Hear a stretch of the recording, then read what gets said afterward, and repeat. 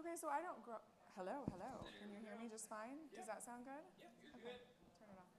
I just recommend that you can, so you know, they kind of bloom all at the same time. Right. Before they bloom, if you have a bunch of them, and then you wrap them into paper towels and you put them in your fridge, then they don't bloom right away, but they'll bloom once you take them out of the fridge. So you can have like constant blooming going on in your house.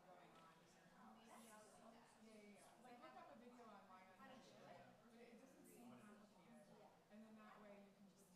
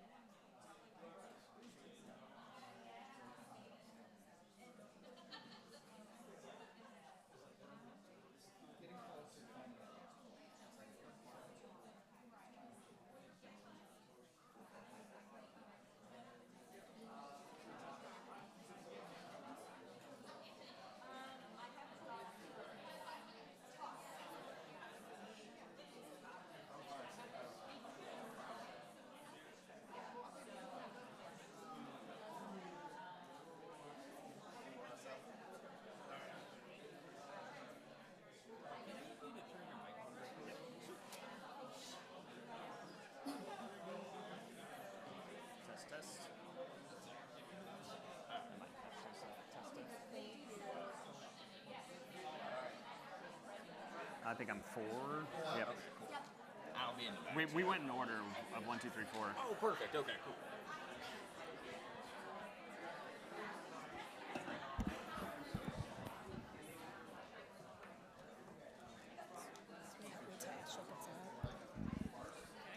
Not gonna Okay. have multiple drinks up I'll here. take it. I'm gonna need You good?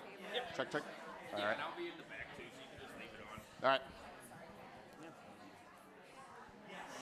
put the files up there. Oh, perfect. So we can just look like we're- Perfect. Yeah, look like we're talking, not reading.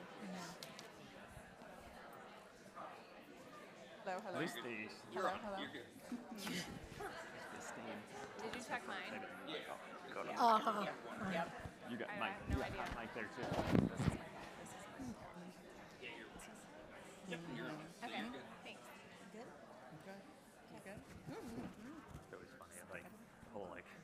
Yeah. Hey. Good morning, everyone. Welcome. We're so glad you're here. I'm Angela, And I'm Lisa. and together we've co-founded Xplor Marketing. Thank you for spending this very rainy morning with us. Yes. Yes. Let's just kick it off with a quick question. For a quick show of hands, how many of you are actively using AI in your business right now? Yeah. Okay, good. Good. Awesome. Okay. All right. And I guess we're going to jump right in, but I did want to say one thing. One, you guys all showed up. Thank you. We know it's Friday morning. Seriously, like, clap. Nice job. Okay. And we're going to jump right in. Before we say anything else, we want to show you these 3 clips because they capture every single one of us, what every single one of us is navigating right now. And just on a side note, a little color for you guys. I was just telling Jana yesterday, my son, who is a freshman in college, reached out to me because he was freaking out about grades. I took all of his information. We sat on the phone for probably 2 hours going through ChatGPT and using ChatGPT to put together an academic plan for him for the last 4 weeks. And that's how it's done. I'm like, AI is my friend. So there's a lot of interesting things, and I think these guys will add a lot of color to that too. So without further ado, here is the videos. Company is projecting record high sales, and that by 6 o'clock, the website will be the new best salesman in the company. Wow. Watch out, Dwight. That's ridiculous. I'm not going to be beaten by a website. Actually, it sounds like you are. I can make more sales than a computer. In fact, I challenge that website to make more sales than me today. Waste of time. Hey, let's go! Yeah! Now be honest, do you have employees that see technology as a competitor? Yeah, I think we all do. Is there a project you're working on? I know more than you. All right. Nice. Or maybe you have teams that are quietly wondering if AI is somehow more intelligent than they are or more capable of doing their jobs than they are. Macro data refinement. Macro data refinement. Macro data refinement. Macro data refinement? Macro data refinement. Or maybe there's a lot of talk about AI in your company, but no real clarity on exactly what that means. We all know the tension's there. The questions are there. We just don't know how to ask the questions yet because we're not that far into this whole new world that we're going to be living in to even know how to ask the intelligent questions, which is why, oh, sorry, I'm jumping all over you. That's the reason why this room exists today. Because I'm just going to keep reading. yeah, because we can talk about tools and tactics all day long, but what we don't talk enough about is actually how to lead through this moment. And really create a culture that is embracing the changes in a productive way and understanding how it fits into their work style and their culture that they want to have. So how do you guide your team through this? How do you handle fear, resistance, uncertainty?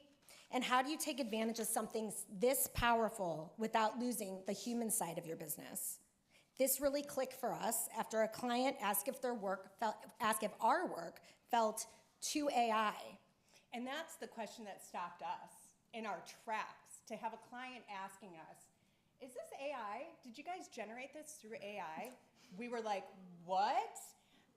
Because AI is supposed to be there to help make it better, not replace us. But clearly, there's still a gap of what AI can do and how people actually feel about that. And that gap, that's what we're here to unpack with this amazing group of experts. Okay, great. So before we get started with our introductions of everybody, we wanted to thank our sponsor of today, Jana Franklin from CEO Concierge. We wanted to thank her for the amazing breakfast and coffee that all lit us up a little bit. Jana's company helps leaders expand their capacity and scale their businesses through high-level virtual support, something that couldn't be more relevant right now. And actually, we used her. We use her currently. We have a VA that we use that is incredible and has changed our lives. So you'll hear more from Jana a little bit later today, but let's go ahead and transition to the panel.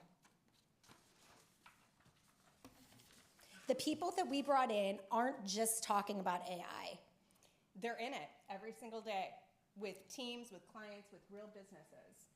So we're going to go ahead and get them introduced and then get on to the good stuff of this panel. So first we have Steve Bauer, founder of Bauer Consulting. Steve helps business leaders navigate the complexity of AI adoption and build strategies that actually drive results. He works with organizations to assess AI readiness, develop implementation roadmaps, and align leadership teams around practical and measurable AI initiatives. His perspective is shaped by 27 years of leading global campaigns for Fortune 500 companies, including AT&T, Johnson & Johnson, General Motors, IBM, Nike, Samsung, Thermo Fisher Scientific. Steve today focuses on helping growing and mid-market companies compete with enterprise-level AI capabilities through strategic planning, governance, training, and organizational transformation. Next, we have Ashley Pyle. She's the Chief Experience Officer at GoodellNet. Ashley leads sales, account management, marketing, and AI strategy. She's a seasoned technology and growth strategist who has spent nearly 2 decades scaling organizations and guiding operational excellence. She's also widely recognized for helping companies adopt AI in practical, human-centered, ways, and serves on multiple regional boards as a leader in innovation and growth. Thank you, Ashley. Thank you. And next we have Derek Weber. Derek is not an AI consultant. He's a business owner too. 3 years ago, he committed his entire organization to AI, and the next day, he couldn't get ChatGPT to write an intern-level social post. What happened next wasn't a tech story, it was a human one. The real challenge was psychology, culture, and helping his team believe that AI would amplify them, not replace them. Today, his company is seeing all-time highs in employee satisfaction and retention, along with stronger client results and growth. Those lessons became Lead with AI, a program helping leaders build human-centric, AI-powered organizations. Thanks, Darren. And our main person here that is going to be asking the questions, moderating the conversation, kind of digging and unpacking for us, representing us, is Lauren Cohen. She's the founder and CEO of Cohen Leadership Group. Lauren advises CEOs and executive teams on overcoming what she calls leadership debt, the hidden friction that slows organizations down as they grow. Her work focuses on leadership alignment, decision-making, and helping companies navigate major moments of change, making her the perfect person to lead this conversation. We're so excited for this group, and to have Lauren leading this is just like amazing. So thank you. Thank you. We are so excited that you're here, and we're going to get into it. Enough of us. Have fun. Ask lots of questions. We have a microphone that we're going to be floating around, so we want the questions. Well, thanks for having us. I can speak for all of us, I think, when I say I'm super excited to be here. We have had some really interesting conversations leading up to today. You guys are in for a real treat because these folks are true experts, and I've already learned a lot just from our prep calls. So obviously there's a lot of noise about AI in the world right now. We were just talking about that before we kind of got started, and it's really difficult to cut through. And the reality is that AI is really not just about technology.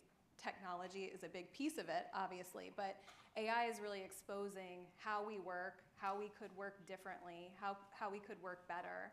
And this conversation is really about where humans fit into that, where they don't, how we can use technology to be more efficient, how we can lead our teams better, our organizations better, for more effective adoption. And I think we could sit here and talk about it all day, so we'll just get right into it. As Lisa said, we are going to have time for Q&A. So hold your questions until the end, and then these guys will let us know. I see a clock back there, because I just realized I did not bring a phone up. Good deal. Okay, so we do have these 2 microphones on the side, and they'll be walking around. So hold your questions, but we'll have plenty of time for Q&A. The other thing that I wanted to share before we get into the questions is that Lisa and Angela have done a great job really putting together some nice visuals for you to look at as we're going through. They may not necessarily tie exactly to what we're talking about in that moment, but they're just little nuggets for you to kind of have a visual anchor as we're talking. So we'll just get right into it. What we're going to talk about today is really where AI is actually helpful and where it's not, what has to be true inside of organizations for it to work, and what that means in terms of how we lead and develop people going forward. So I'm going to start with Ashley. Ashley, the way that you frame this for me really helped me kind of organize in my own mind how to think about this. So can you help share, just to anchor everybody in, when we're looking at how work gets done, how do you distinguish between what AI should handle, what humans should handle, and how they work together? Yeah, I feel like Lauren and I are a good pair because she has such a good change management lens on this work. And I've been doing this for several years now. We started writing our strategy in around 2023 when we recognized this technology was going to be a game changer, not only for us, but for the partners that we work with.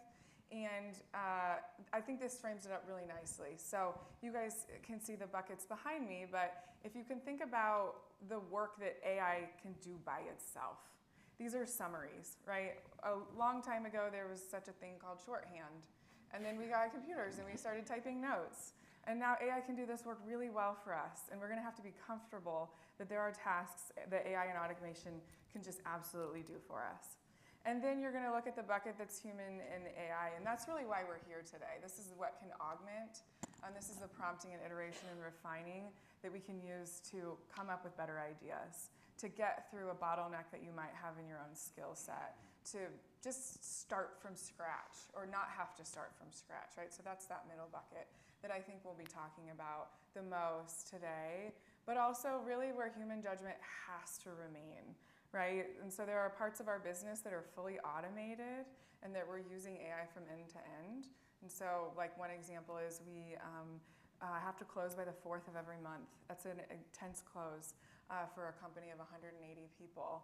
And we have huge portions of it automated. All of our rep packs are automated, but we can't automate the entire thing. There's human judgment and the management discussion and analysis that we still have to do on our own. And so if you can look at that and you go, okay, we can get it to a certain point, but human judgment always has to come into play. We do not use AI when we go through resumes in our hiring process. There are just certain things that are really important to us. So really think about it, and then you can move from like fear, and I think this room is probably beyond like the fear part of AI, but you can move to like fascination and excitement with the way that you work with it. Great, thanks. Derek, what would you add to that? And specifically, I'm curious, where do you see AI actually help us work better, not just faster or more efficiently, but better? Yeah. Well, I think where a lot of times people get in trouble is they think that AI is this magical pill tool, that wand that's just going to be like AI, bam, and then the work's going to be done. And because all the thought leaders, all the YouTube videos, all the blog posts, all the things that you spend time researching and talking about, almost all of them are talking about agents and autonomous and automation. And then how many of you have actually tried that and it's worked right out of the gate? Yeah, agreed. Because one, what works in a video usually doesn't work in real life. And two, I will tell you, the ones that are able to implement and execute that right out of the gate, it's because they're starting from scratch. None of us are starting from scratch. we have the human side that has to come in, and that's that change management piece that both of them have talked about that is so much more challenging. And so when we approached it with our team, and once again, we've been at GBG as our marketing company, and we committed 3 years ago to it. And one of the things as we meandered our way through, bumped our shins and knees and legs in the dark room along the way, but one of the things that we finally settled in on was when you're able to get AI to work with, and that's where the true magic is. And so the way that we approach with our team, we have a lot of series of different tools and things that they build. But one is the specialist. And so we have collaboration specialist and we have workflow specialist. And those are taking SOPs and making them actually come to life. So on the collaboration specialist, you're working with them like you would a consultant. They're helping you think through things, navigate through, but it's this pre-scripted way that it can work through to expand thinking, analyze, and be a partner. The workflow specialist, it's actually doing the work. But either way, what our philosophy is a 10-80-10. Spend 10% of the time getting all your context, your inputs, your resources, all the information that's going to allow AI to be impactful, accurate, and consistent. Have AI do 80% of the work, and then the human comes back in at the back end, 10% that you're reviewing, refining, and you're shaping it up before you ship it out. And if you take that 10-80-10 approach, all of a sudden, there's no magic bullets, but all of a sudden you start whacking at things 80% at a time, you start to create a lot of efficiencies. And the key, as in the intro I talked about, highest ever employee satisfaction, employee engagement, employee retention, which then drives results. What we had our team really focus on first with those specialists was identify and make a list of the things that you have to do on a recurring basis, you don't love to do, but has to get done, and it's one step back from the customer experience. You know how to increase your customers or your employee satisfaction and employee engagement, have them do 80% less of the things they don't like to do. Mm-hmm. That is how you can leverage AI with the humans to create some real impact. But if you try to skip steps and jump all the way to automation and agents, the fastest way to get more chaos is to automate chaos. You have to start by starting small, having your building blocks, creating your training documentation, bringing your team along, and making your way all the way through it. And that's how the and can come together in a really powerful and successful way. Love that 10-80-10 rule. A thread that I'm picking up on is this isn't one size fits all, obviously, right? If it was, people could just come to you and you'd say, here's the package. Yeah. But that's not how it works. So Steve, you're helping companies create strategy, many of which don't even really know where to start. So Ashley mentioned, hiring being really important to her organization. They're not going to use AI in that process. How do you help organizations really think through what is going to work for us? How do we define what that AI and humans bucket looks like? Well, thanks for the question, and welcome everybody. Great to see you all. A lot of friends, family, clients, everybody else here. Great to be here with you all. What I would say is so many people just don't know where to get started, and often they default to going to the tools. What tools should I be using?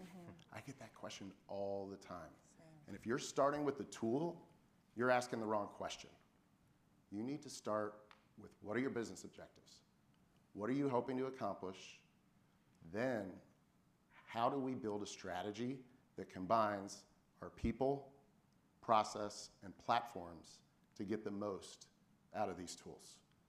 Most companies are investing 70% of their resources into the technology. And then they deploy, you've got Gemini on your desktop, you've got ChatGPT, go have at it. Anybody in that boat? Yes. How good does that work? You've got to bring your people along for the ride. You've got to show them their role, where they can add value, and how they fit into that long-term vision. Leadership has to be engaged, involved, and bought in on the strategy. I don't hand over a strategy to my clients. We collaborate and we build it together because they know their business best. They're not paying me and hiring me to hand them over an AI-developed strategy. It is about human relationships and how we connect with one another to understand how do we solve problems using the technology as an enabler, but really relying on your greatest asset, which is your people. And if you can tap into your people and use the tools as your superpower to solve problems, drive business results, that's where you're going to see an impact. I agree. So when you say leadership needs to be involved, let's unpack that a little bit. One of the things that I find organizations struggling with is like, well, it touches everyone. So who owns AI? Whose job is it to figure that out? So when you say leadership really needs to be involved, who is that group of people? Everyone needs to be involved. And it starts with leadership determining where are we going to place our bets? What's going to help drive the business forward? How do we bring in the right resources at the right time to solve the right problems? And then what I think a lot of companies are missing is effective communication. I come from a communications background, so that's my lens of this, but what you see is employees are uncertain. They're fearful, they're reluctant to use these tools because nobody's told them, here's the plan, here's the vision, here's how we're going to help you be a part of this journey, and here's the role that you play. We don't have all the answers, but we're going to figure it out together, and we are in this to solve business problems, not to be part of the technology. So leaders need to make decisions, they need to communicate, they need to follow through, and they need to determine where the resources go. But the biggest impact is actually at the management level. Studies recently have shown that managers guiding employees, coaching and encouraging and enabling them to use AI effectively and responsibly are 9 times more productive than employees who are given the tools and set to figure it out on their own. 9 times. Imagine if you can get your employees to be 9 times more productive. Sounds good, right? How much coaching, guidance, attention, coaching resources are you giving your employees? Not just a one and done. All right, we did a rollout in the training, check the box. That's not how it works. You're talking about driving behavioral change. Transformation doesn't happen in one step. It happens over time when you earn trust and you help people navigate that journey. Yeah, and I think leaders have to be okay with not having all the answers for the first time because they need to understand at all levels of the organization all of the use cases and all of the cool things going on. And every time I come up with something cool and I produce a work output that makes me look like the smartest person in the room, guess what I do? I share the prompt. I tell my team exactly how I put it together. I give them all of the behind the scenes work. In 2023, I was like doing it in secret. Like I was just this is like what women do. They're like, this is cheating. I'm gonna just do this over here. Men too. Every time, yeah, right? But like every time I'm like, this is exactly how I got this output. And if you like this output, this is the thought process that got us here. And when leaders are doing that, it makes it safer for everybody else to go, okay, this isn't work slop. This is actual work product that it contributes value to my team. And by the way, this is like, you know, showing my work or whatever. So I would encourage that. And I think leaders have to be comfortable. And then being comfortable with someone younger than them going, okay, that was a great prompt and that was great, but actually you could have even gotten better doing it this way. I don't know what your experience is like there in your organization that has been working on this together. 100% agree. And one of the things I would even say, like 2 steps back from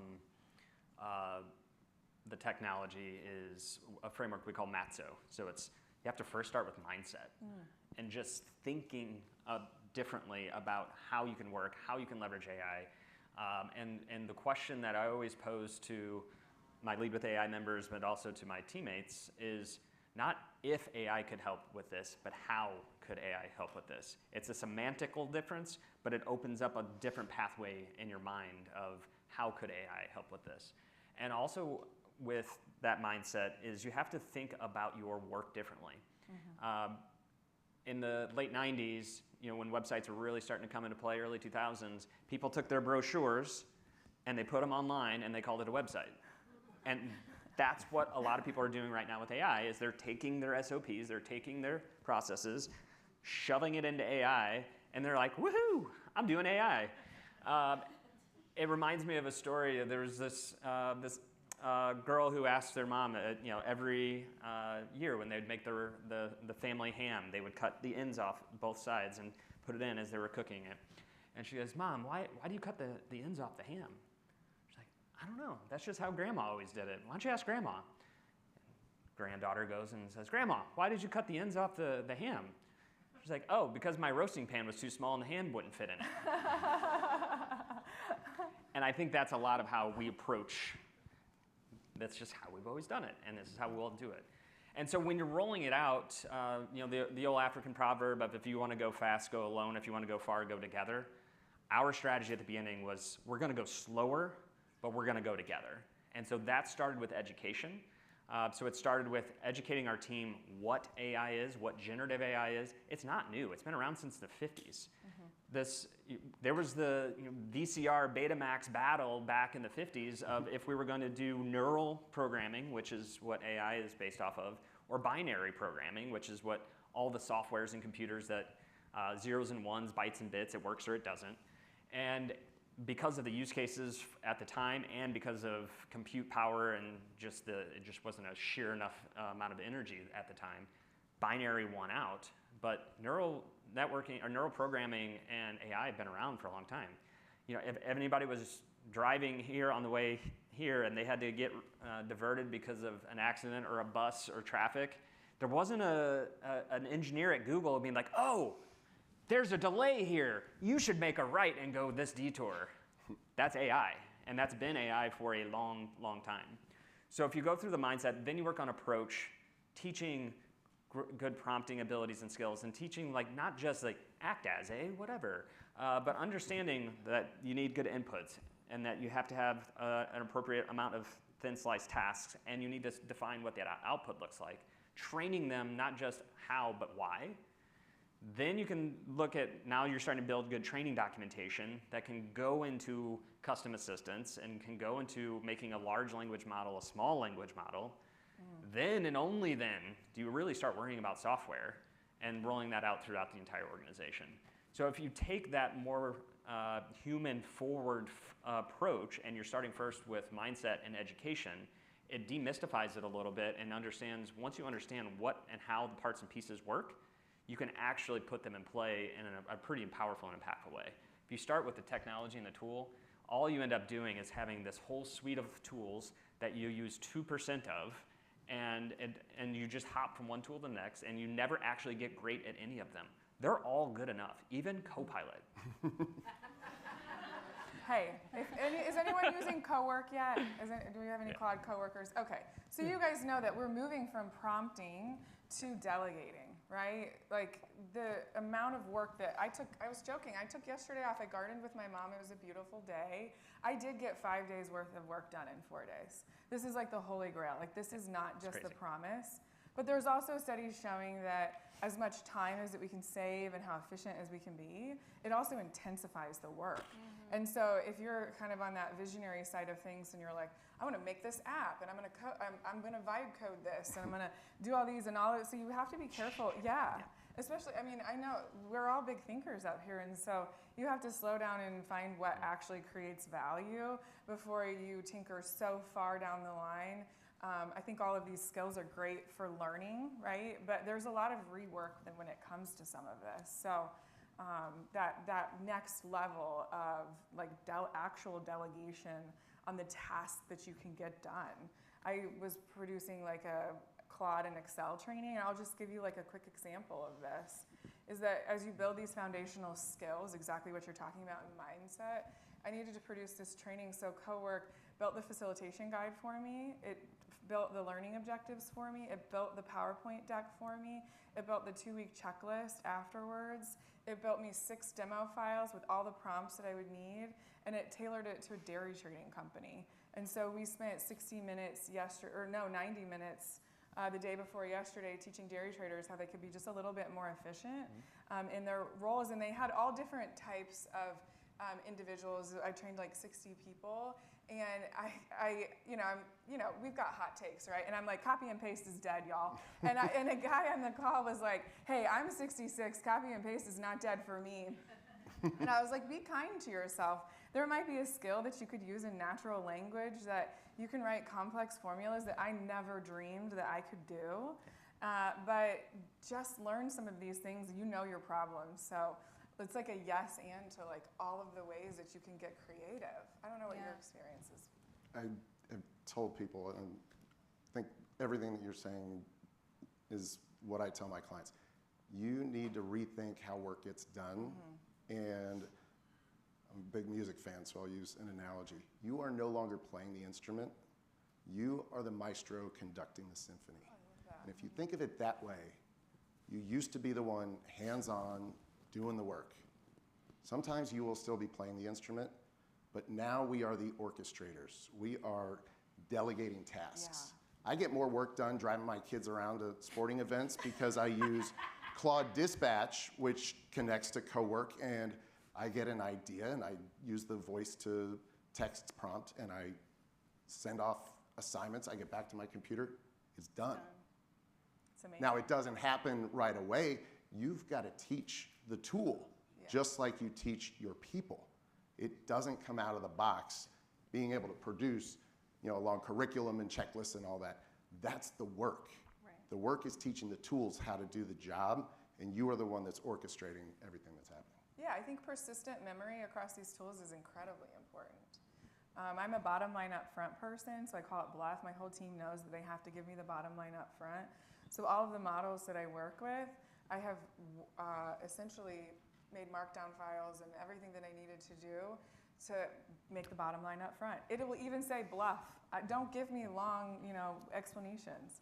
So I'm sure that you both do something really similar. Yeah.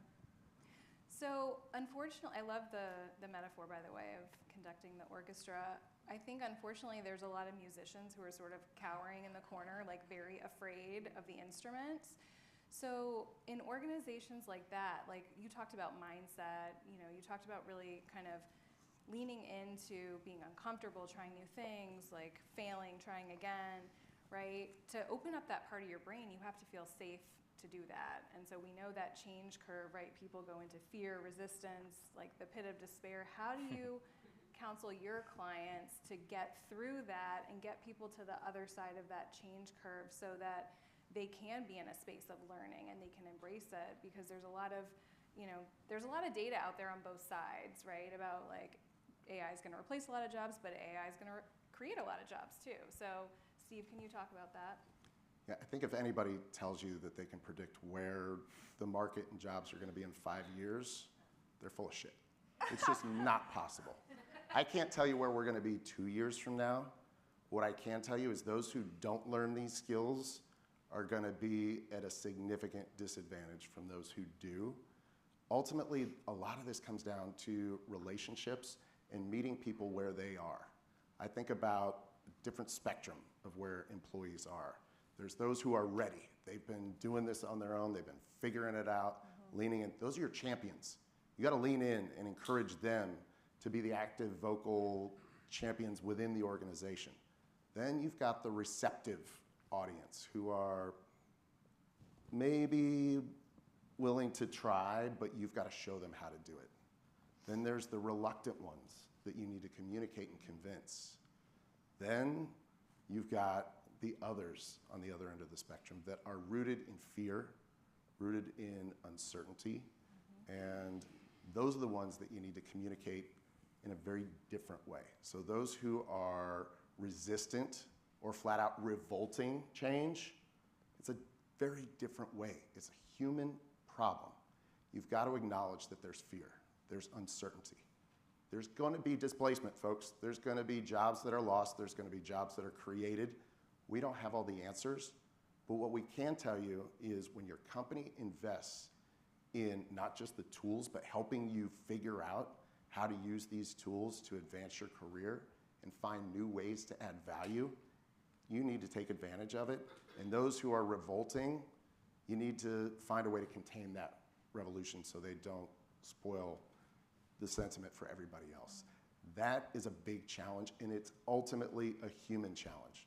The tools are easy. You can figure out how to set them up, get them to work. You can lead a horse to water, but you cannot make people use tools if they are fearful, they don't understand why, and all they want to do is protect their jobs. There's a saying I heard the other day that I loved. It was, the old FOMO, fear of missing out. Well, now it's FOBO, fear of being obsolete. And it is so true. If you look at what is driving this behavior, 29% of people in a survey said that they are actively sabotaging their company's AI rollout. 29%. Yeah.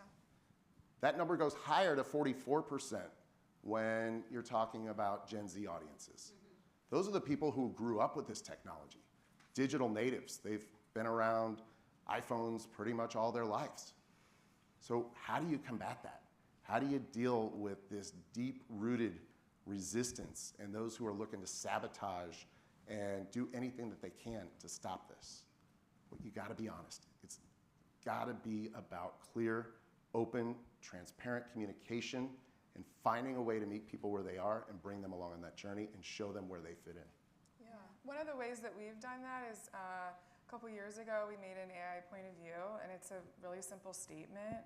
And it just allows our employees to understand that we use AI to strengthen the human element of our work and not replace it. And it's like a couple sentences long. I won't bore you with the whole thing, but we are constantly, and when I say constantly, measuring our approach against that point of view. And we have 3 core tenets that go along with our strategy. This is not an AI policy, right? That's in our handbook. You can read that. That's fine.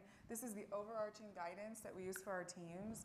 And we run sentiment surveys of our entire organization at least twice a year. And we constantly are also reviewing those because we just announced a vibe coding contest, and it was just meant to be fun and cool and get people vibe coding stuff. But there were some people that were concerned around the artistry and copyright, and we just sit down and we reward honesty in your organizations when people have challenges and questions and understand where they're coming from, because we have 170 employees. We're all in on technology. We're a bunch of technology nerds, but there are really rooted and deep concerns that our team members have. And on the FOBO side, of course, Anthropic published a report earlier this month. It was a striation of jobs most likely. Mm-hmm. You've read this, maybe you can explain it, but and where people fall. And just a few down is customer service reps. Everybody has those in their organization. Those are the frontline workers that are doing, or most everyone I would assume in this room has some sort of CSR role. Incredibly important. So I don't know if you have something more to say about that research. There's a lot of research out there. Yeah, a lot of research. The thing that I found actually most fascinating on that is they had this really, really cool radar graph. Yeah. And it was what the so it identified 10 roles, and then it, which was kind of across the whole economy. What is technology capable of doing in that role? And then what currently are people using AI to actually do in that role? And as you can imagine, I don't know what the opposite of a long tail is, I don't know, a long beak, but the technology has a very long beak. The technology is so far past what any of us are capable of absorbing or doing.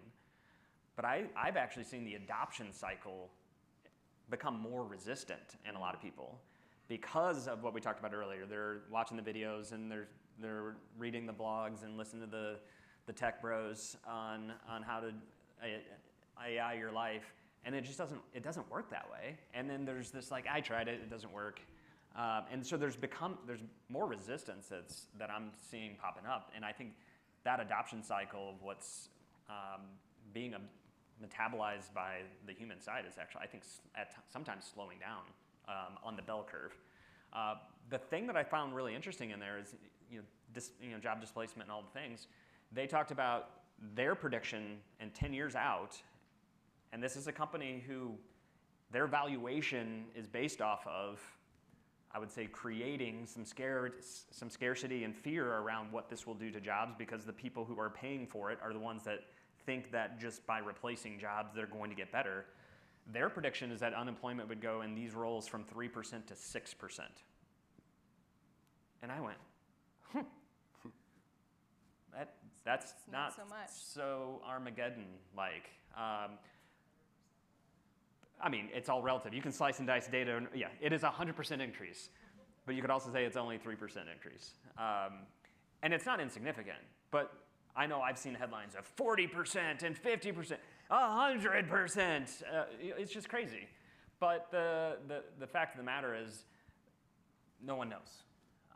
And the only way that we can productively build our organizations and ourselves is to increase our level of adaptability and resiliency. Those are the two things that our organizations have to have inside of them, inside of their DNA, and trying to build that, because what we know is that the rate of change, the pace of change is only increasing and will only increase faster.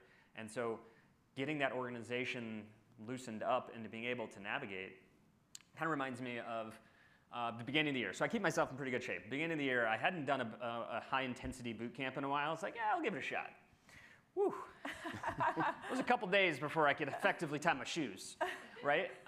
And if I didn't know that was part of the process, that I was going to be sore and I had to work through it, I wouldn't have gone back the next week, which I was only sore for a day.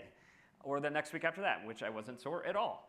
And that's the same thing that most of us, most humans, don't go into pain, they steer away from pain. But if you know that's part of the journey and you know that's what you have to do to work your way through, you have to go through this emotional roller coaster of fear and frustration and overwhelm, and at times an existential crisis of what is work? How do I add value? But if you don't know that this is that means you're making progress. That means you're growing. And when I share that with my team, I'm like, when you feel these emotions, it's not that you're doing something wrong, it's you're doing something right. When you feel scared, let your curiosity be stronger than your fear and let it pull you through. When you're feeling overwhelmed, focus. Ignore the noise. Focus on where you are, because it does no good to focus on things that are 2 and 3 levels beyond what you're capable of doing, because by the time that you're actually capable of doing what you're doing right now, that'll be completely different anyway. So ignore it. If you're not focused right now, if you're not building your own agents and you're using Claude Code or you're using Codex or any of these, don't even read a single article, and if it's on a podcast, hit fast forward. Because all it's going to do is confuse you, frustrate you, and make you feel like you're more behind and make you have that existential dread of like, what's the point? I'm too far behind anyway. You are not. Most people who are using AI right now are using it more or less as a glorified Google. And if you're able to go from using it as a glorified Google and like, oh, cool, I can interact with my chats. If you can get past that and start focusing on how can you add more context into your prompts, how can you add more, go from adding just a little bit of information to more, you're going to start to see what's possible. I've got a whole nother story, but I feel like you're so passionate about this because you've seen it work, and you've seen how it can really change and make things better. So I've talked about this before, but this isn't like a co-work promo, but I was looking at our CFO's calendar, and she has this beautifully color-coded calendar, but y'all, I'm busy. I don't even know where I'm supposed to be after this. I think I have a meeting in 15 minutes. When the calendar reminder goes off, that's when... Yeah. And so I thought, oh man, I wish my calendar was color-coded. This would be so amazing. And so I went into co-work and I was like, let's color-code my calendar. And it came up with all of the colors that it felt was appropriate. And now it automatically color codes itself. It's blocking time. It knows if I've got an in-person meeting, so it's automatically blocking like travel time for me. That might not be important to you, but there's been so many times where I'm like, oh, I gotta be somewhere, and I didn't block my calendar, or it took time to do that. So I think if you look at this quick wins, that's probably a lot of what you do, is like get some quick wins. Get started. Show people how powerful this can be, and then find ways to add value to their life. And I find it's, with my team, it was infinitely easier to get them to play with something personal versus professional. Yeah.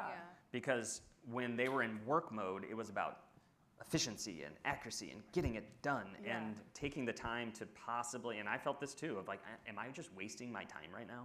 Like, because there's times where it's a dead end. Oh, sure. And you're like, good. But that's what it takes. That's the pain and the frustration that you have to work your way through. But what I found is when the team started sharing how they were using it personally, they're like, oh, that's really cool. Like we have our creative director's a bird watcher. And she created a custom GPT that she could take a picture and it would give her like this full thing, and it was awesome. And she shared it with the team. I don't care about birds, but I care that she cares about birds.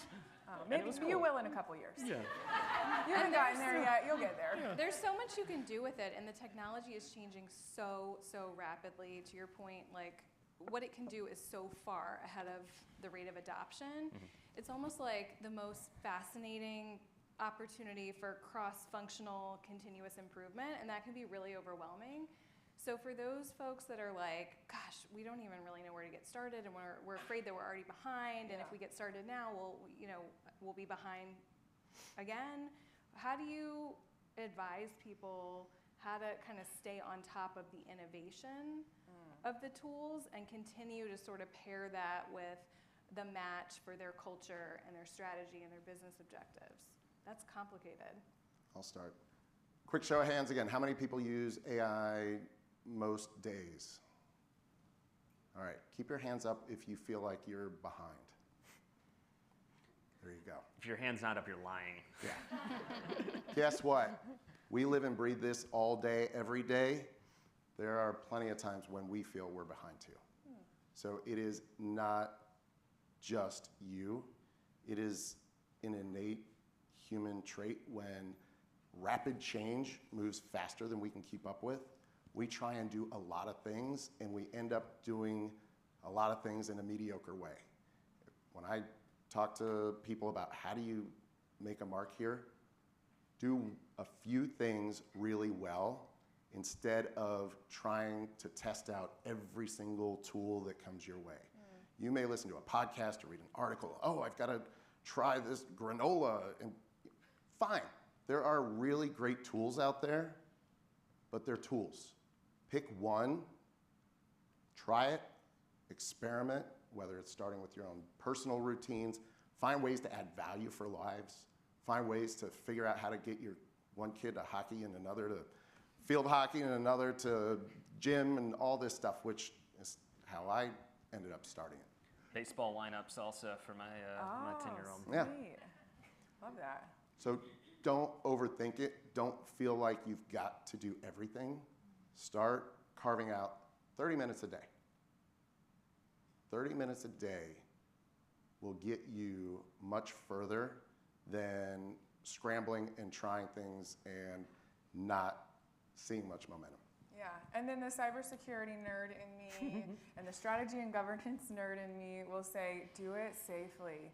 If you are experimenting, you have to know where the data boundaries are. You have to know where your data is going.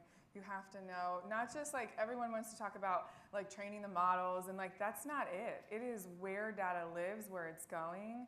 It is the safety and security of your own organization. Those are all of the, and so good, one of the things that we do is set up AI steering committees. And these are the people that write the point of view and they write the core tenets and they understand the business processes that you can then produce use cases and work in little, tiger teams so that you can prove out and scale a use case. Because like experimentation is great. But if it can't scale, then that's where the rework comes in.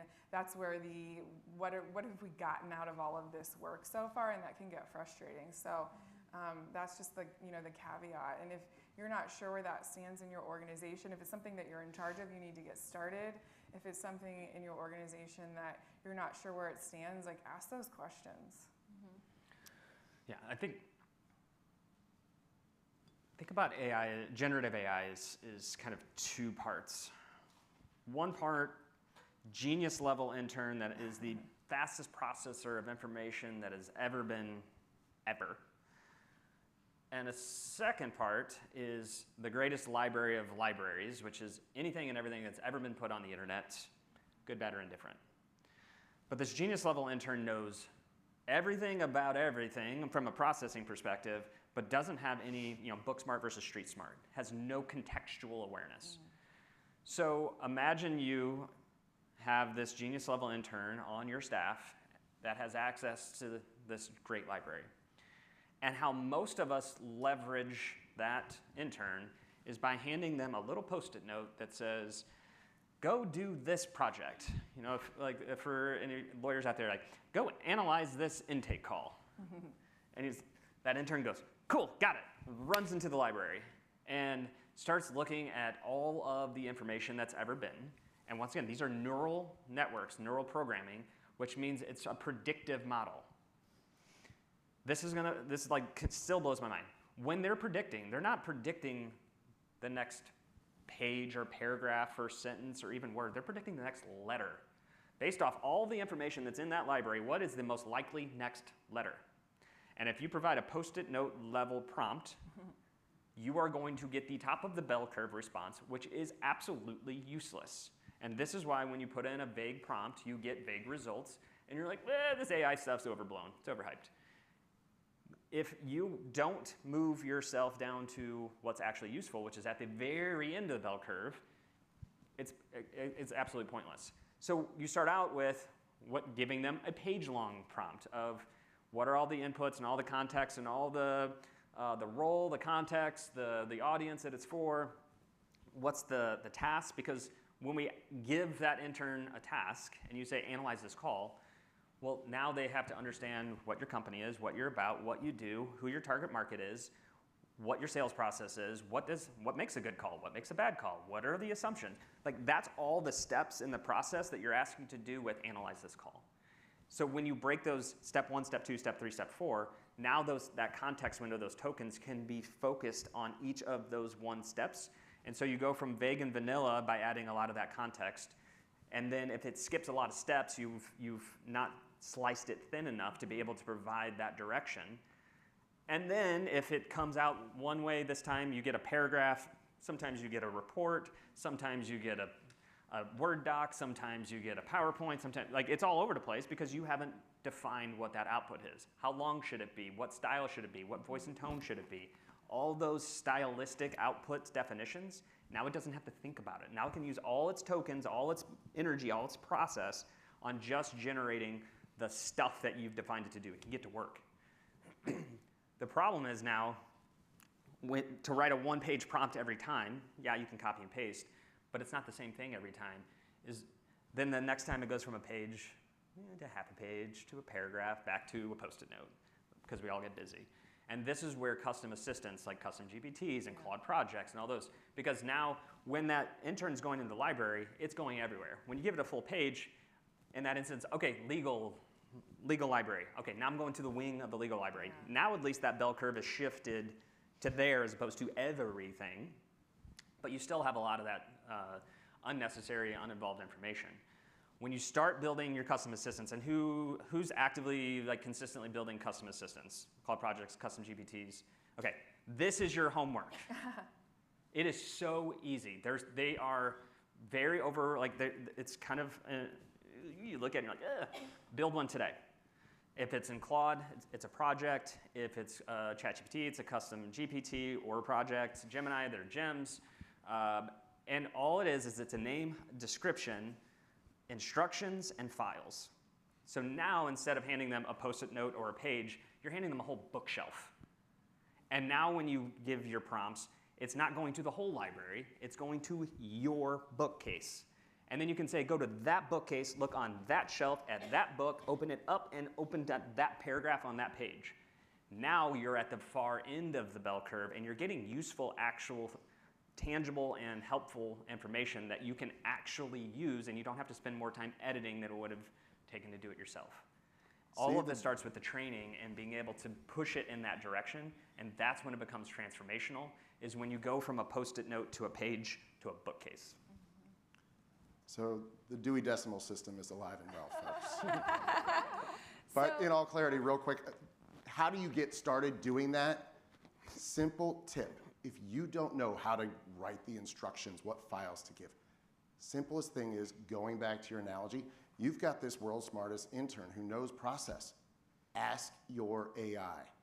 I want to build a custom GPT to help me do this repeated task.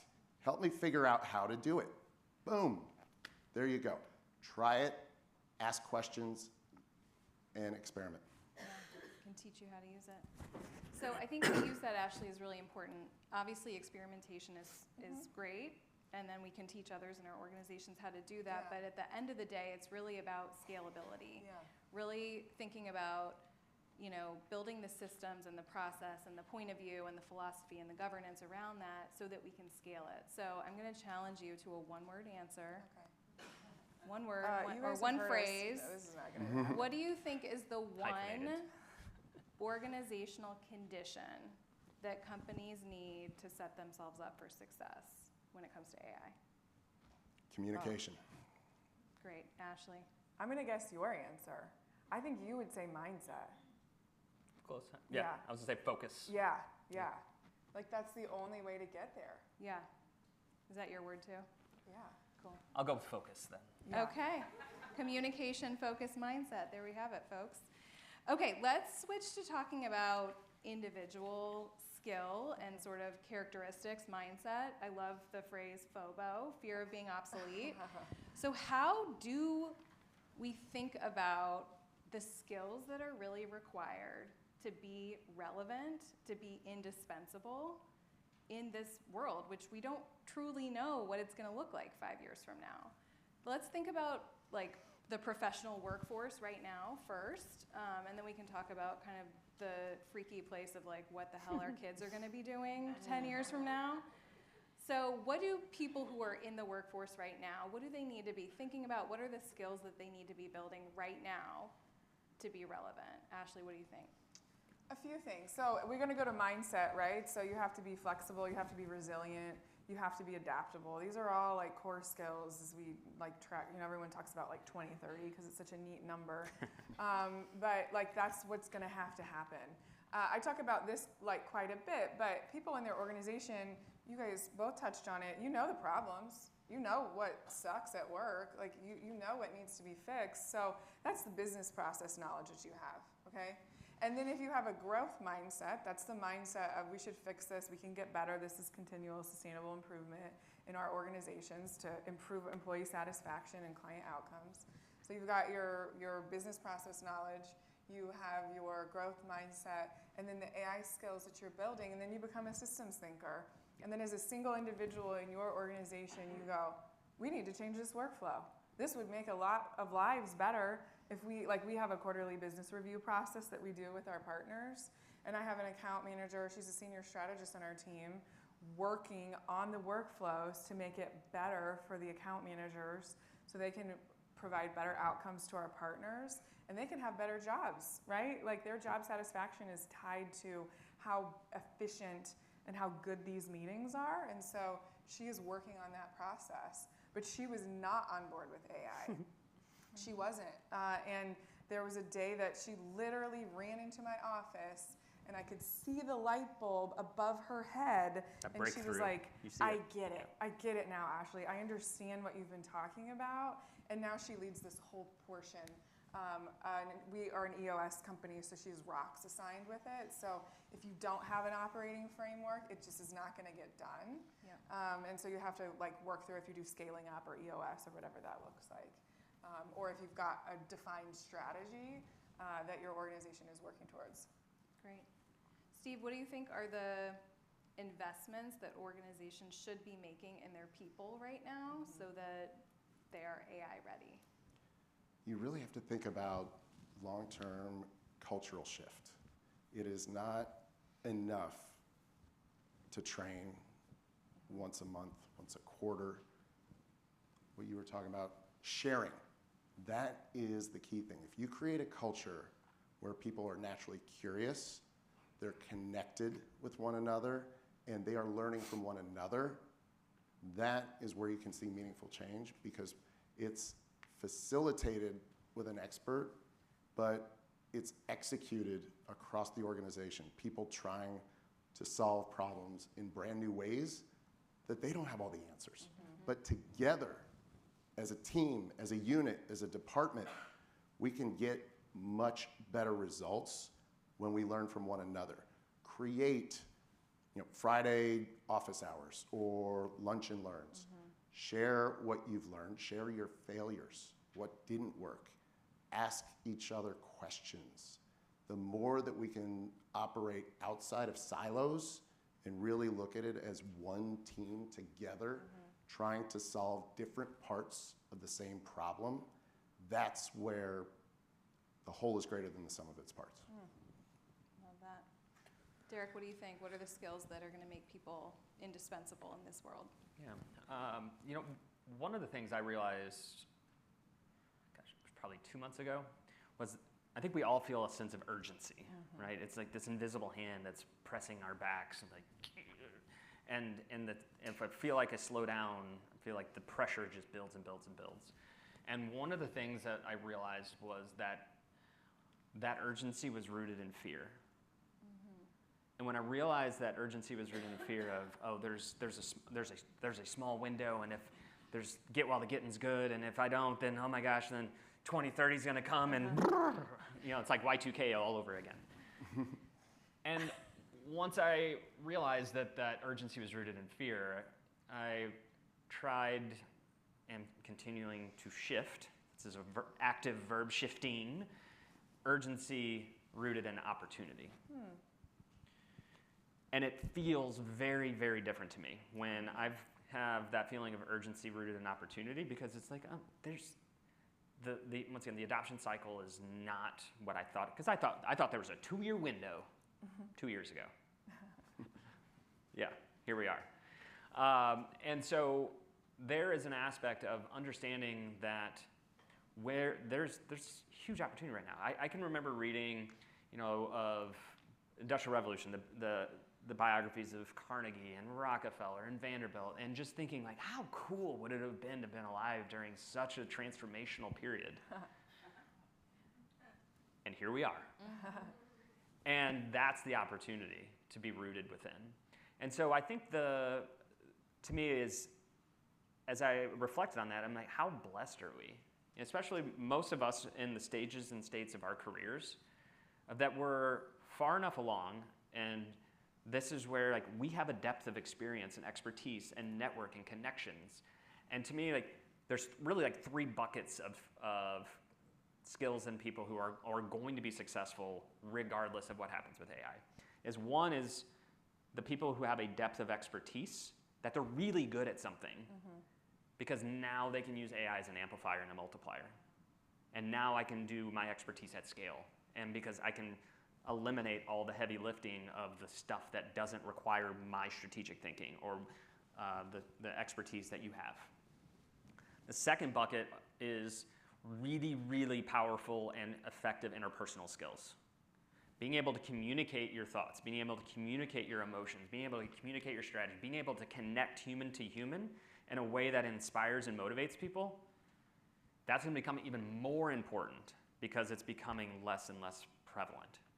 So if you have interpersonal skills that can inspire and motivate and align people to do great things together, it's a superpower that you'll be fine.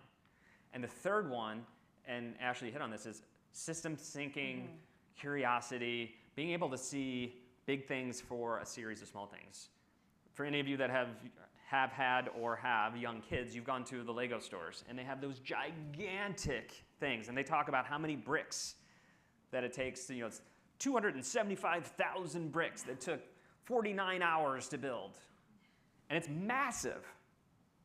One little bitty brick at a time. And that is what AI is built off of. AI is not good at doing big things. It's terrible at doing big things. It's incredible at doing 257,000 small little things stacked together. And so if you're a systems thinker and you can take big complex things and break it down into small components, you're good. Now, if you've got 2 of the 3 or 3 of the 3, world's your oyster.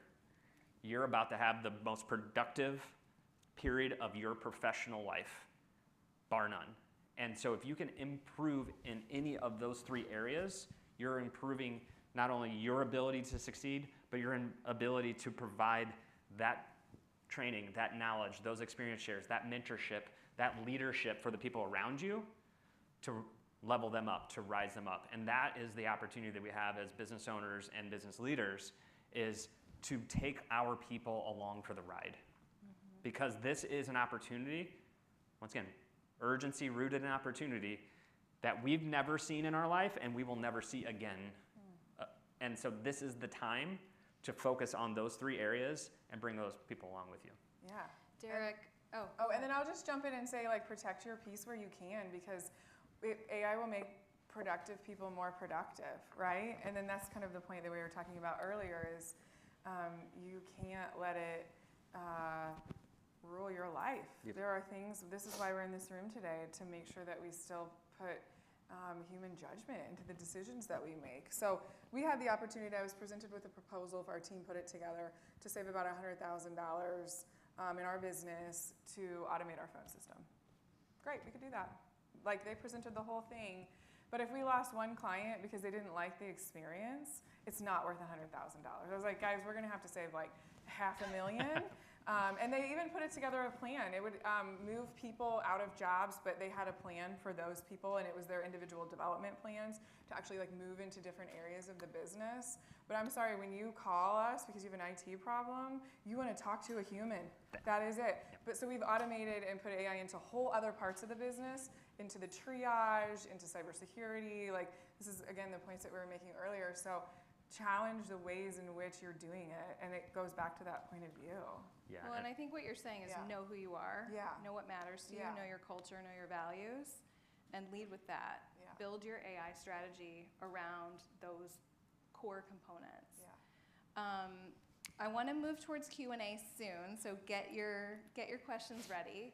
But Derek, you mentioned something, just zooming in on the word opportunity, right? I think there's a lot of small business owners, mid-sized business owners, you know, people leading in organizations of that size. And one thing that you shared in our prep call that I thought was really interesting, that I think the folks in this room might be intrigued by, is this idea of shrinking the competitive moat and the opportunity there. Can you just touch on that for a second? All right, if Ashley's hot take was on copy and paste, this one's mine.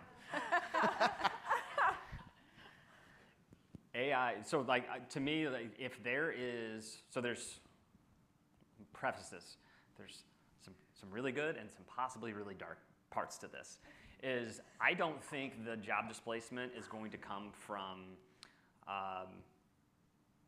necessarily AI being an efficiency tool and jobs, because all these companies who are hiring, are laying off all these people, I call BS. Like, you overhired, you're bloated. Like, okay, maybe in some departments, some percentage, but not 50,000 or 5,000. BS. But here's the thing: is big corporations are seeing AI as an extraction and subtraction tool. How can I extract as much out of my people and then subtract them? And what they're finding is, and it's because these are people who are running companies to the bottom line on a quarterly basis. And so they're trying to hit that number, and they're going to do whatever it takes. They're looking at that $100,000 savings and be like, that's going to increase earnings this quarter. Let's go. They're not looking at the opportunity cost of what that creates. Yeah. And so large corporations have stayed large because of that competitive moat that size has given them. But as they continue to extract and subtract, they're basically draining their moat of that competitive advantage. Where small, medium-sized businesses see AI as a multiplication tool, an elevation tool of like, how do we take what we do and multiply our impact, multiply our value? And so it is not going to be long that 1,000 or even 100-person company, actually I just heard there was the first ever single employee unicorn, which is $1 billion valuation. But it won't be long till a 1,000-person company goes toe-to-toe with a publicly traded, huge Fortune 500 company and takes them out. Yeah, like Lovable is a $400 million annual recurring business. They have 140 employees. Yeah, it's crazy. And so what's going to start up happening is, as these large corporations continue to lower their moat, small, medium-sized businesses are creating bigger and bigger drawbridges that can go over the moat, because that's where we see the opportunity is, how do we take our people and do more with them, where they're seeing people as an expense that we want to reduce and get rid of. And so when and how we take our mindset into how we're looking at AI and how we're going to leverage that, we can take down the giants, which in the short run is really, really exciting, really, really cool. Once again, the dark side is that's where the real economic issues potentially start happening, is when these giants start falling. That's to me is the potential downstream. Because of their short-sightedness today, they're going to create issues down the road. And then hopefully there's enough of us small, medium-sized businesses that have done our multiplication work to pick up that slack. Are you going to hop in? Yeah, I love everything you just said. One way to think about it is, regardless of company size, find those people who are out-of-the-box creative thinkers, innovators. If they were to go toe-to-toe with your company as a 1 to 2 person shop, how would you go about building it from scratch to completely wipe out your competitive advantage? There are ways that this is happening right now. Small 1, 2, 3 people companies are taking down mid-sized companies. So rather than be concerned, look at that as an opportunity. Create a separate working group, a innovation task force, whatever you want to call it. Get them to start poking holes. Where are we most vulnerable? Where are our competitors most vulnerable? If we were to start from the ground up, how can we go ahead and take down those giants? Find ways to dump sand in their moat and find ways to cross that bridge, because the reality is we've never had more opportunity to do so than we do right now. Derek, you talked about the industrial revolution and the change that we're in. I want you all to think about it like this. We are in the intelligence revolution. That is happening right now. We will look back 10, 20 years from now, and we will say, wow, look at all that drastic change. There is more opportunity to be had right now than there ever has been and ever will be, because we are leaning in, we're learning, and we're looking for opportunities where others are turning a blind eye and just waiting for change. If you lean in and you plan for it, this moment can be the moment that you differentiate, and you can really grow something more powerful than was ever possible. And what a great way to rally and energize your people around that, right? Like, that's the way to get them through the fear and the resistance, to share with them that vision and to help them co-create that with you, right? I mean, help them visualize what's in it for me. What could this look like for me and for us as an organization on the other side of that? So do we have some mic runners? Okay, I'm gonna ask one more question of the panel while you guys are kind of getting ready. As we were prepping, we realized that we all have children that are, let's just say, school age, right? Somewhere between elementary school and high school, thinking about going to college. These kids are going to graduate from college and enter the workforce in a landscape that we don't even know what it looks like at this point. And that's a really, really sort of frightening and exciting, potentially exciting idea. What do you think kids, students right now should be thinking about in terms of preparing themselves for the work world? What are the competencies that they need? What are the skills that they need? Ooh, can I jump in on this one? Yeah, go So for it. I live in Webster Groves, and I had the opportunity to sit on their artificial intelligence task force. And this was a task force made up of students. Cool. It was made up of administrators, teachers, and public. They had really smart people contributing. We met every other week almost for like 3 months. Having students in that conversation was fascinating to me, because we built out policy. The school board has to approve it, but that whole process was about, let's not lose critical thinking skills, right? There was a video of this little shark being tickled that my son was watching, and I was like, that's not a real shark, right? And he's like, no. And so our ability as parents to help our children understand, and then protect them in the ways that we need to protect them. If anyone read Anxious Generation, you have the same thoughts about AI that I do and how my children interact with it. That's a real powerful thing that everybody in this room needs to guide that conversation And so I guess I didn't really like answer the question in terms of how do we help, but being in rooms like we're in today, being around thought leaders, leading those conversations in your schools and in your family, I think is just really important. Yeah, great. What skills do you think people need to be successful? Agility, for sure. Resilience, flexibility, curiosity is hard to teach, but that is a characteristic that will take you very far. And willingness to fail. If you're not willing to fail, you're not trying hard enough. Honestly, it's the truth. I think some schools are doing a real disservice by banning AI as part of the curriculum. It is much like banning the internet or banning electricity. This is something that's going to be a critical part of their adult life, of their career. And if you're not allowing them to tap into this technology, to learn it in a safe and responsible way, to solve problems. Anybody remember you weren't allowed to use a calculator in school, right? What, are you going to have a calculator in your pocket? How many people are doing long form math if you're not helping your kids do it right now?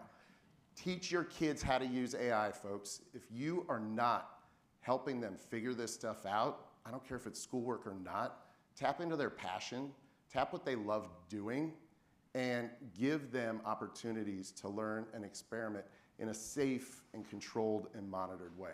One example, my 15-year-old daughter, we talk about AI all the time, and one tool that she absolutely loves is Notebook LM.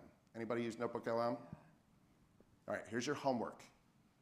Go check it out. It's a Google product. You can basically upload all of your own original or other knowledge files, docs, links, sheets, you name it, YouTube links. And then you can ask it questions, and it can create quizzes, infographics, podcasts, slides, you name it. Whatever form of learning you want to take on, it will produce it for you in a customized way. Yeah. My daughter said, "Dad, I'm not going back to studying social studies the same way ever again." Because it learns how I want to learn, and it helps me digest the curriculum. These are the skills that kids need today if they're going to succeed, and it's our responsibility to teach them. Yeah. I'll plus one that it's same exact experience. My daughter's 7th grade, ADHD and dyslexia, and so math. She's great at math. She is horrible at math word problems. Because they're inherently built to be tricky and to like change it up and mix it up. And so we took, and using Notebook LM, took her study sheets, her practice quizzes, her homework, put them into Notebook LM. And the other thing about Notebook LM, it's a walled garden. So we talked earlier about the giant library. Like hallucinations happen not because it's just making stuff up. It's predicting what is most likely to come next, and sometimes what's most likely is not actually true. And the less context and less guidance you give it, the more it has to go out and predict.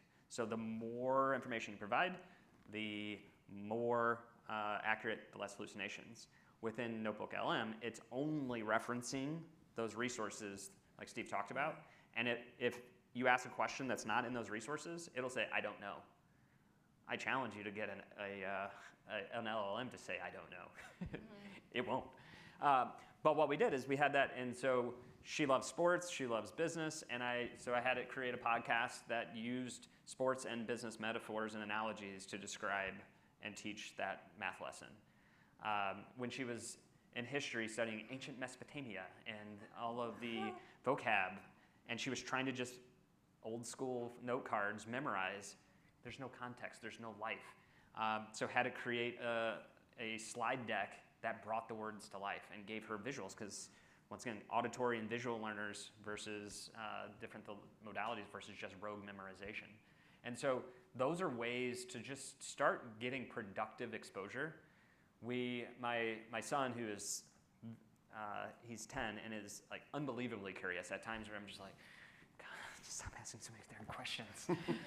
Which I know how my parents felt, but we have a new roommate that joined on our back patio. a nest that got started putting together, and we decided as a family we weren't going to relocate it despite all of the mess that comes with having a bird nest on your back porch. And he wanted to know what type of bird it was. You know, I could have told him it was a robin, and I was like, take a picture of it, put it in ChatGPT, ask what type of bird it is. And he did. He's like, it's an American robin, and then started describing all about what it is, how many eggs it was going to have, and that's how we now have two little birds that get worms every morning. So you should have just connected her with your supervisor or your employee who is a bird watcher. She definitely would have known. Right. Yeah, there's a lot of talk Probably about... by the style of nest she would have known. There's a lot of talk about AI sort of atrophying your brain and things like that, but I think in a lot of ways AI is making us smarter. And it's sort of hilarious to me as, you know, a leadership expert to hear you guys talk about things like mindset, growth mindset, curiosity, collaboration, interpersonal skills, resilience, agility, communication, right? Like all the soft skills that everybody has been laughing about for a long time now. Everything sort of turned on its head, and those are now the hard skills. So I love it. Just by show of hands, because we have like 10 minutes, how many people have a question that they want to ask, just so we can pace ourselves? 1, 2, 3, 4, 5. Okay. So we're going to do like a one-person quick answer so we can get through as many as possible. And if you want to direct your question to one panelist in particular, just let us know, and we can do that. So we're going to kind of rapid fire, go as fast as we can. Let's start with Angela. Okay, here we go. Thanks for this conversation. Hey everyone, I'm Keisha. I'm an AI educator and tech bootcamp director.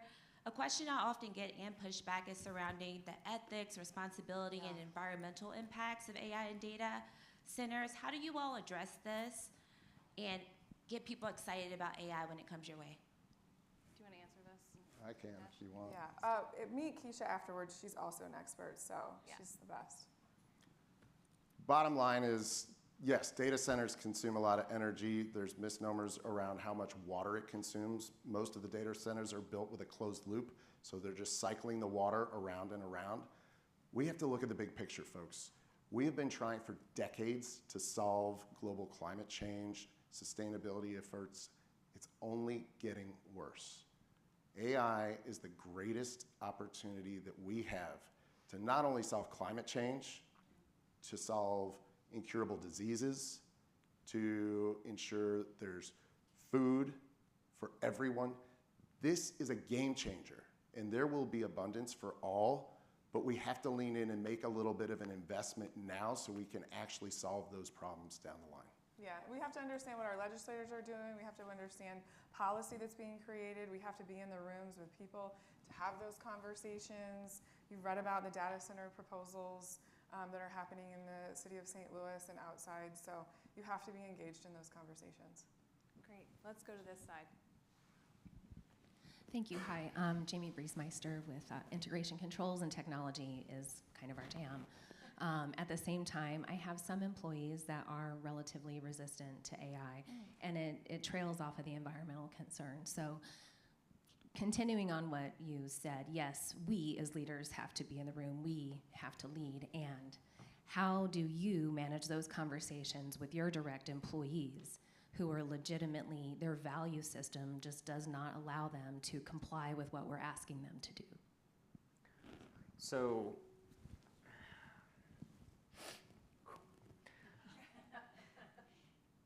our social media feeds are different than their social media feeds. The messages that they're getting are, and as business owners and leaders, we're getting the, here's how AI can help, here's how AI can transform, here's how AI can change the world. In their feeds is, AI is destroying the world, there's water is getting absorbed, your electric bill is gonna go up by 200%. And so, what's true? Yeah, sure.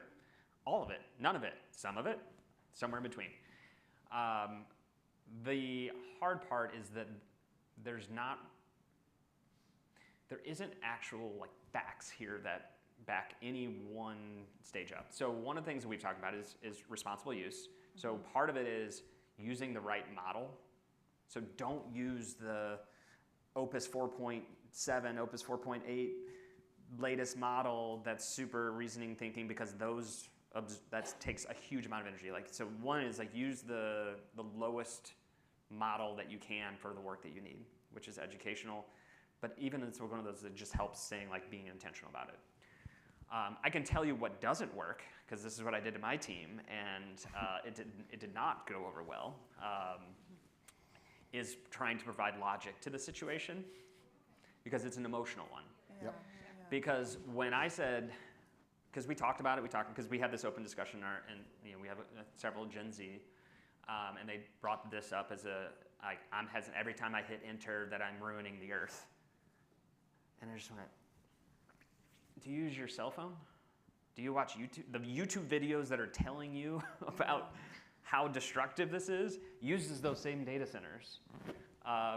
And really the story that I shared is like, I'm mindful about turning the lights off and turning the water off when I'm brushing my teeth and not taking super long showers. And then I leave, and on Barry Road last summer, water main breaks were happening all summer, and water's gushing for days at a time. And I'm going, that's more water than I will use in my lifetime, versus me like turning the water off. So like at our size, our companies, the usage of AI is the equivalent of like turning the faucet off while I'm brushing my teeth versus a water main break of these large corporations. That did not go over well, so don't do that. Thanks, Derek. One quick thought, just challenge your employees. How can you use these tools to help solve environmental challenges at your own organization? Give them an opportunity to actually make a difference.